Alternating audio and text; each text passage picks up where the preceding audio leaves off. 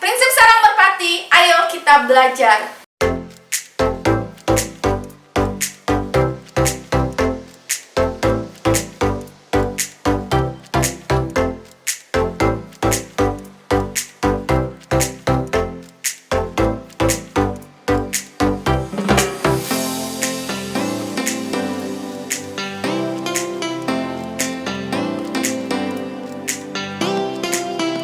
Ini konten pemaparan materi. Jangan lupa subscribe dan bunyikan lonceng notifikasinya. Selamat belajar, semoga bermanfaat.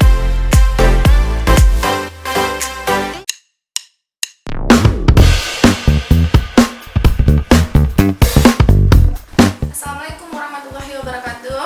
Selamat siang mahasiswa semua. Ini adalah hari pertama kita bertemu pada mata kuliah Matematika Diskrit. Ibu harap mahasiswa semua bisa tetap semangat walaupun pembelajarannya dilakukan dengan proses daring. Tetap mengikuti perkuliahan di mana materi modul videonya akan Ibu share di LSM atau di e-learning, dan ada latihan-latihan atau tugas-tugas yang bisa dikerjakan setiap harinya dan bisa diupload ke e-learning. Seperti biasa, kita akan menyepakati dulu apa pertemuan kita ke depannya, kemudian bagaimana kontrak perkuliahannya, nanti akan diupload pada e-learning. Dan setiap minggunya Ibu akan mengusahakan mengupload kegiatan belajarnya apa, ada modulnya, kemudian disertai dengan videonya agar mahasiswa bisa dapat memahaminya. Pada RPS yang sudah Ibu upload di e-learning itu ada beberapa topik yang harus kita pahami sampai dengan 16 kali pertemuan ke depan. Di mana minggu pertama ini adalah materi prinsip sarang merpati. Nanti akan ada relasi inklusi eksklusi, kemudian relasi rekursif, kemudian graf, kemudian aljabar boolean. Itu nanti Ibu akan mengusahakan semaksimal mungkin mengupload modulnya, kemudian mengupload videonya, sehingga mahasiswa dapat memahami materi secara komprehensif, sehingga diharapkan luaran atau nilai-nilai yang diperoleh pada mata kuliah ini bisa dimaksimalkan. Mungkin itu saja pengantar dari Ibu. Kalau kontrak kuliah seperti biasa, kalau di kelas ada rinciannya, nanti akan Ibu coba upload. Kemudian sistem penilaiannya bisa mahasiswa lihat pada RPS yang sudah Ibu upload. Mungkin pada pertemuan pertama ini kita langsung saja ke topik prinsip sarang merpati.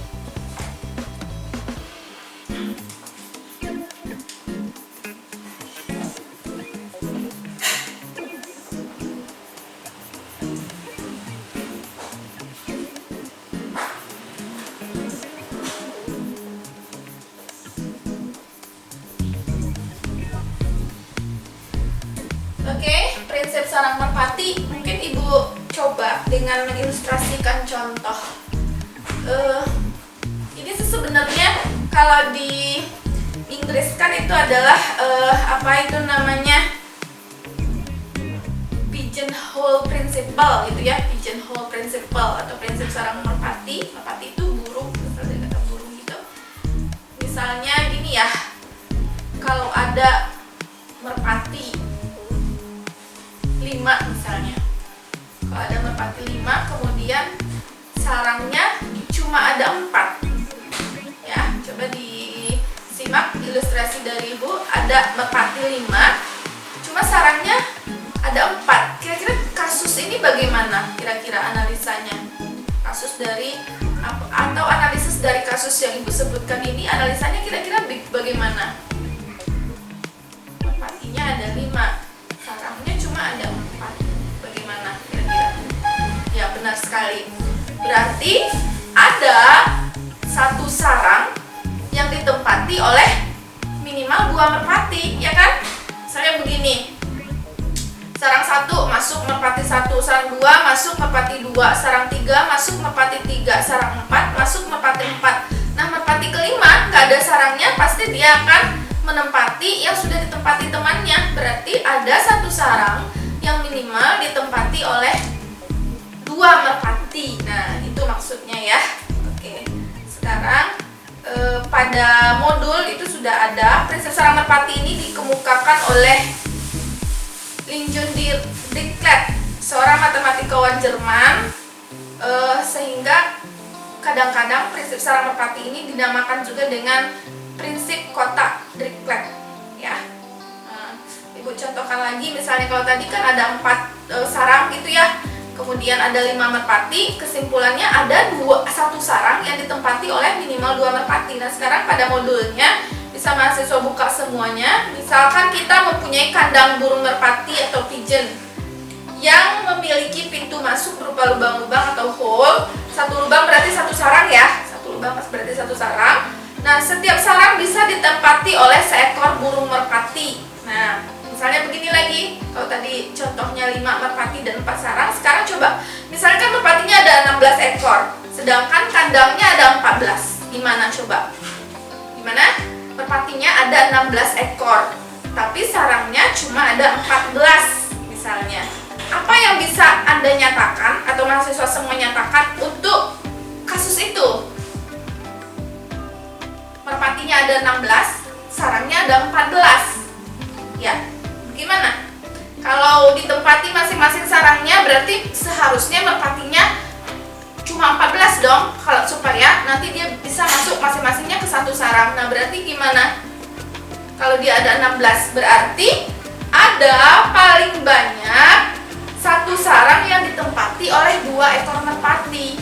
Nah, berarti ada satu sarang yang ditempati oleh 2 ekor merpati. Oke. Ibu cobakan memberikan teoremanya, sebenarnya ada di modul sih. Itu bisa mahasiswa lihat di modul.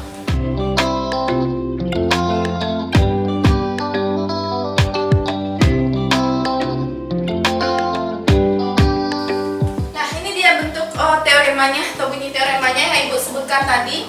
Jika ada n tambah 1 lebih objek ditempatkan ke dalam n buah kotak, maka paling sedikit terdapat satu kotak yang berisi 2 atau lebih objek.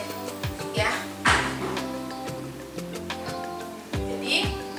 Jika ada tadi kan, jika ada n tambah 1 burung merpati gitu ya, ditempatkan ke dalam n sarang gitu ya, n sarang. Tadi Ibu contohkan tadi ada 5 merpati yang ditempatkan ke 4 sarang, maka terjadi kasus bahwa akan ada, kalau di sini kotak ya, akan ada kotak yang berisi 2 atau lebih objek.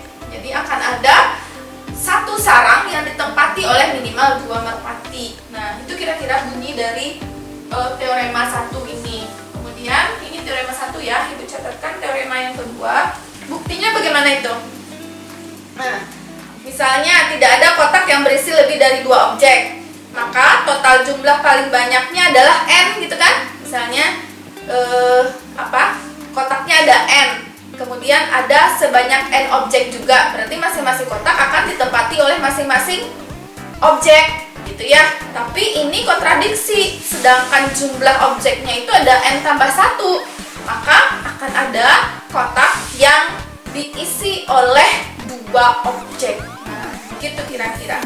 Kemudian prinsip yang teorema 2, kalau ini misalnya tidak n tambah 1 objek tapi lebih, misalnya merpatinya ada 10, kotaknya ada 5, sarangnya ada 5. Kalau tadi kan cuma lebih 1, n tambah 1 ya, ada 4 sarang, ada 5 merpati. Kalau sekarang misalnya ada 10 merpati, sedangkan sarangnya cuma ada 4. Nah, kira-kira bagaimana itu? Nah, akan Ibu buatkan teorema untuk masalah itu. Itu teorema 2, pada modulnya juga ada.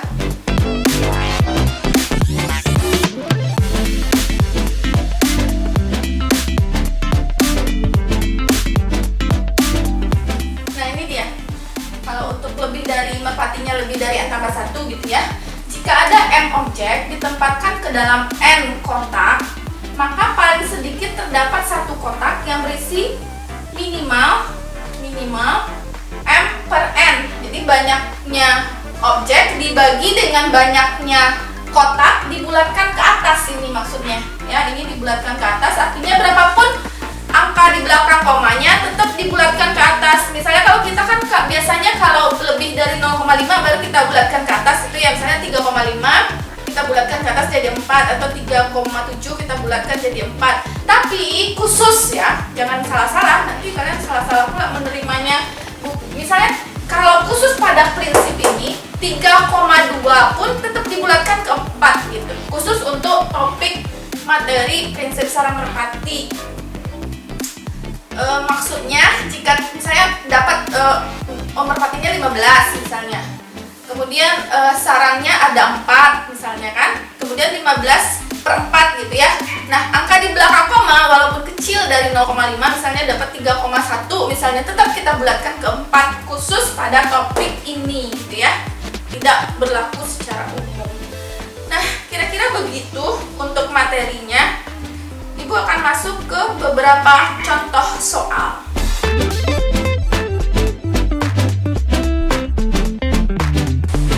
Oke, bisa dipahami materi tadi? Sekarang Ibu masuk ke beberapa contoh soal. Misalnya begini. Jika terdapat 11 pemain, Ibu catatkan aja kali ya, karena dibacainnya.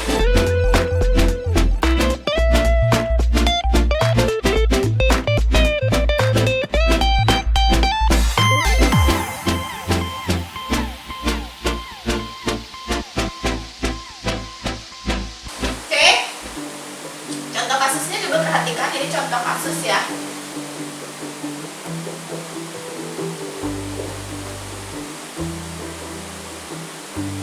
Jika terdapat 11 pemain dalam sebuah tim sepak bola yang menang dengan angka 12-0, maka haruslah terdapat paling sedikit 1 pemain dalam tim yang membuat gol paling sedikit 2 kali.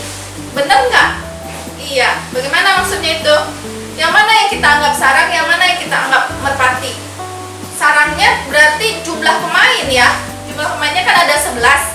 Ya, ada 11. Berarti kalau ya kan pemain bola ada 11 orang kan? Nah, jika masing-masing mencetak gol, maka seharusnya skornya itu 11-0. Nah, sekarang skornya itu adalah 12-0. Berarti apa tadi itu? Berarti merpatinya gol yang dicetak kan? Gol yang dicetaknya ada 12 kan? Berarti minimal ada 1 pemain yang mencetak 2 gol, ya kan? Berarti karena dia lebih N tambah 1 dari jumlah pemainnya, 12 gol gitu ya. Bisa paham itu? Iya, gitu kira-kira. Jadi ketika ada 11 pemain tapi gol yang tercetak 12-0, kalau kita umpamakan sarangnya itu adalah pemainnya, berarti ada 11 sarang, sedangkan merpatinya ada 12, itu 12-0. Berarti ada 12 poin yang tercetak atau 12 gol yang tercetak. Berarti artinya ada 1 pemain yang mencetak lebih dari 1 gol kan? Berarti minimal 2 gol gitu. Bisa paham? Oke. Sekarang Ibu contohkan kasus yang kedua.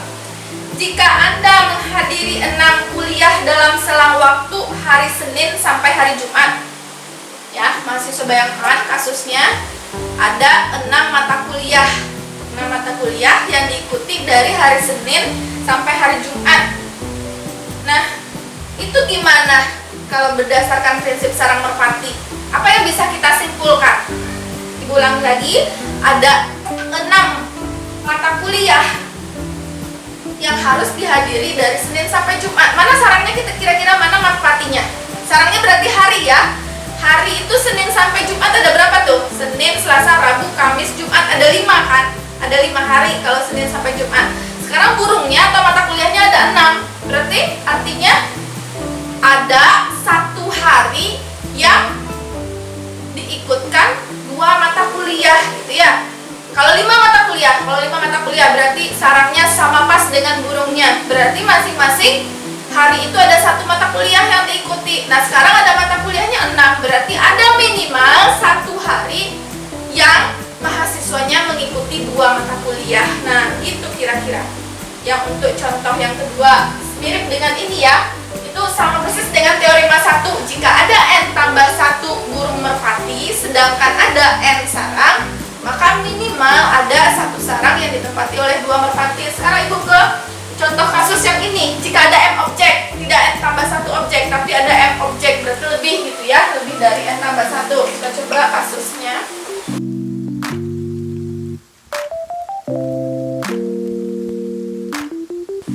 Nah, sekarang untuk kasus teorema 2, aplikasi dari teorema 2. Di antara 50 orang mahasiswa, berapakah mahasiswa yang paling sedikit lahir pada bulan yang sama? Berapakah mahasiswa yang paling sedikit itu lahir pada bulan yang sama? Kita terangkan teorema 2 tadi.